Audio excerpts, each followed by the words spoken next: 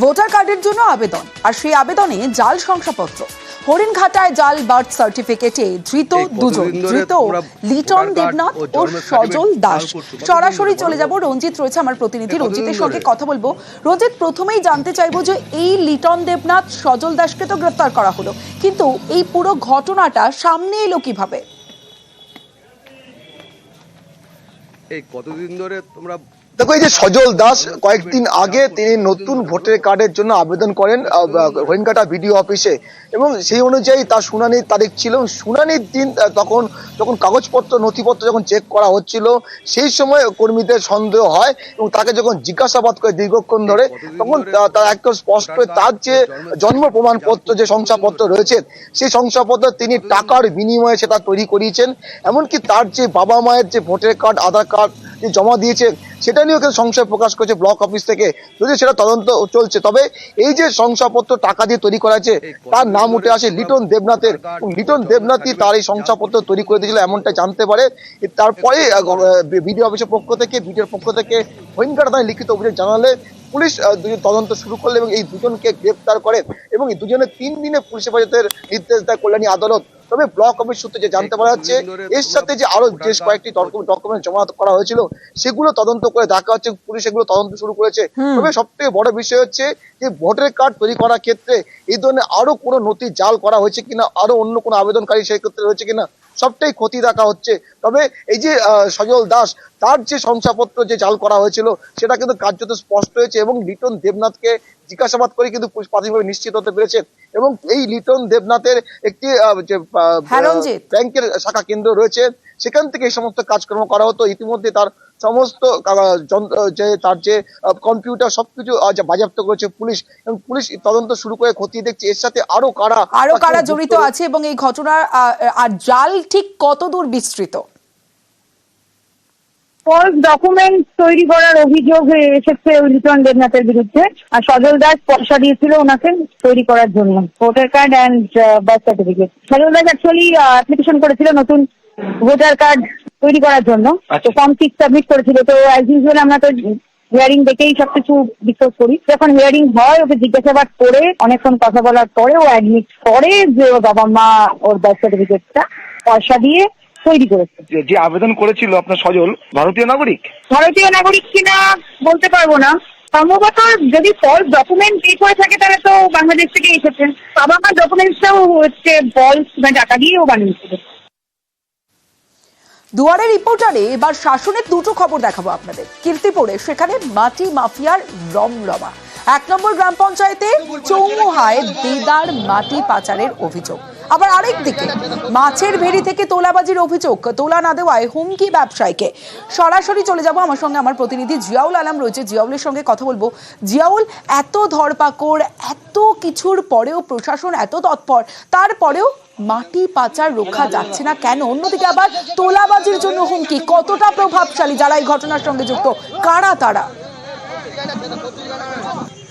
একদম, দেখো, সবই শাসক দলের ছত্রছায়ায় রয়েছে, ফলে এই ধরনের প্রভাব তারা খাটায় বিভিন্ন জায়গায়।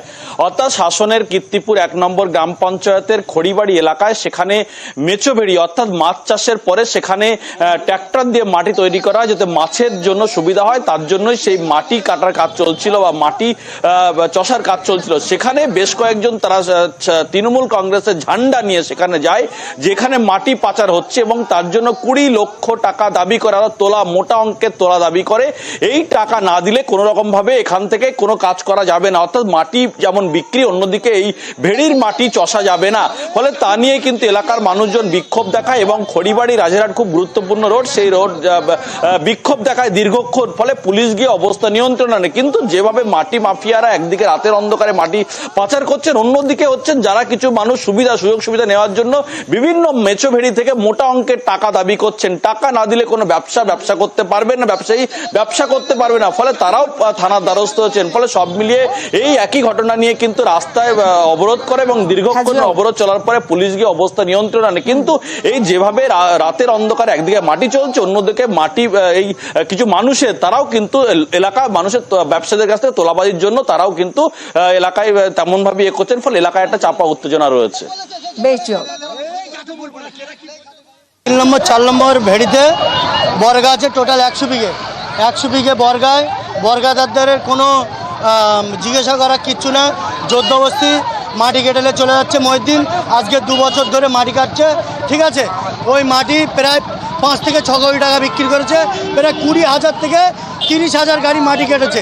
আমরা চাচ্ছি মাটি কাটা বন্ধ হয়ে যাক, বর্গাদারদের পাটাদারদের জমি বজায় থাক। শাসনে মাটি মাফিয়ার রমরমা তো আপনারা দেখলেন, এবার দেখাবো মহিষাদলে। সেখানে সরকারি প্রকল্পের টাকায় সংস্কার করা পুকুর, আর সেই পুকুর ভরাট হয়ে যাচ্ছে। পুকুর ভরাটে অভিযুক্ত ভূমি রাজস্ব দপ্তরের প্রাক্তন কর্মচারী। মহিষাদলের ইটামগড়া পঞ্চায়েতের ঘটনায় রীতিমতো চাঞ্চল্য, আর পুকুর ভরাটের বিরুদ্ধে সরব এলাকাবাসীরা। কি বলছেন এলাকাবাসীরা, প্রথমে শোনাবো আপনাদের। 40 বছরের বেশিও মানে মোটামুটি পুকুরটা ছিল। তারপর ইনাজ প্রকল্প আসার পরে ওরা খনন করছে। মাধ্যম মাইতি উনি বিএলআর পয়সে সার্ভিস করতেন, সেই মূল্যে আমরা তাহলে ওরা আইন বুঝেই সব করেছে। রেকর্ড তুলে দেখি যে 25 সালে পুকুর হয়ে আছে, তাহলে ওরা আনলিগেলভাবে পুকুরটা বন্ধ করেছে। ইনারজিএস প্রকল্প খোলার পরে উনি তাহলে কি করে বন্ধ করতে পারে, সেই জন্য আমরা অবজেকশন দিয়েছি। প্রতিনিধি সুজিত ভৌমিক রয়েছে আমার সঙ্গে। সুজিত, সরকারি প্রকল্পের টাকায় যে পুকুর সংস্কার করা হলো, সেই পুকুরে আবার ভরাট করা হচ্ছে, কি উদ্দেশ্যে? উদ্দেশ্য একটাই, যে একেবারে ঘুরপথে বেআইনিভাবে পুকুরটা বা জলাশয় ভরিয়ে ফেলা। কিন্তু বিষয়টি সামনে আসার পর থেকে তমশ্রী শোরগোল শুরু হয়েছে। স্বাভাবিক, কারণ এই যে পুকুর যেটা বলা হচ্ছে, যেটাকে ভরাট করা হয়েছে, সেটা কিন্তু এনআরজিএস প্রকল্পে অর্থাৎ সরকারি অর্থ ব্যয়ে সংস্কার করা হয়েছে, নতুন করে খনন করা হয়েছে।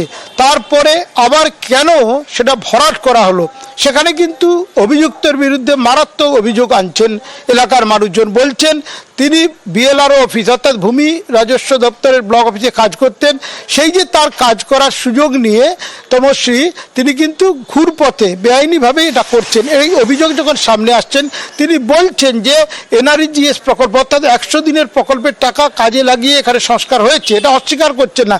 কিন্তু তিনি আবার বলছেন তিনি নিয়ম মেনে ভরাট করছেন। দুটো তো একসাথে হতে পারে না। এলাকার যে মানুষ তারা কিন্তু সরব হয়েছেন এবং তারা বলছেন পঞ্চায়েত থেকে ব্লক প্রশাসন সকলেই কিন্তু বিষয়টি দেখছেন। কারণ যখনই 100 দিনের টাকায় সরকারি অর্থে এটিকে সংস্কার করা হলো, তার মানে এলাকার মানুষও কিন্তু এটা থেকে সুবিধে পাবে, অর্থাৎ ব্যবহার করতে পারবে। সেই ব্যবহার করা পুকুরকেই একেবারে ভরিয়ে দেওয়া হয়েছে। এবং যিনি অভিযুক্ত, মারাত্মক অভিযোগ, তিনি ভূমি রাজস্ব দপ্তরের ব্লক অফিসে কাজ করতেন, সেই সুযোগটাই কি নিয়ে তিনি কাজ করছেন, এই প্রশ্ন কিন্তু সামনে আসছে। এখন দেখার প্রশাসন এ ব্যাপারে কি পদক্ষেপ নেয়। বেশ, আমাদেরও নজর থাকবে সুজিত। এটা পুকুর ছিল না, এটা জল ছিল। প্রথাগতভাবে 18 সালে কনভার্সন কেস করার পরে আমাকে ওখান থেকে অর্ডার দেয়, সেই অর্ডার বেসিসে আমি ভর্তি করছি। এটা তো এনআরজিএস প্রকল্পের পুকুরটা কাটাও হয়েছিল না, সেই ছিল, ওরা সংস্কার করে দিয়েছিল। ইনকোয়ারি করে ওরা যা রিপোর্ট দিবে সেটা মেনে নিতে হবে। মৌখিকভাবে ওনাকে বলেছি, উনি সমবায়ের ডাইরেক্টর, একটা মিটিংয়ে দেখা হয়েছে। আমি বললাম এটা করতে পারেন না, উনি বিএলআর অফিসের স্টাফ ছিলেন। এনআরজিএস দিয়ে পুকুর কেটে জল সংরক্ষণের জন্য মাছের পোনা দেওয়া হয়েছিল পঞ্চায়েত থেকে, সেই পুকুরটা কিন্তু উনি ভরাট করছেন। এটা খুব খারাপ লেগেছে। ওনাকে বলছি যেটা করবেন না, খুলে স্থানীয় জনগণ প্রতিবাদ করছে, আপনি যেমন পুকুর ছিল তেমন করে নিন, এটা আমি ওনাকে কিন্তু বলেছি।